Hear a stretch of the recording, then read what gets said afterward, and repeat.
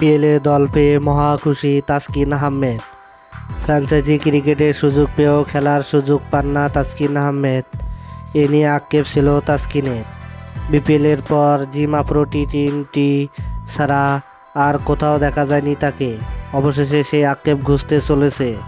বাংলাদেশের তারকা এই পেসার এবার চড়া মূল্যে দল পেয়েছেন লঙ্কান প্রিমিয়ার লিগ এলপিএলে তাসকিন আহমেদকে তার ভিত্তিমূল্যই দলে নিয়েছে কলম্বো স্ট্রাইকার্সের হয়ে খেলার সুযোগ পেয়ে তাসকিন আহমেদও উচ্ছ্বসিত।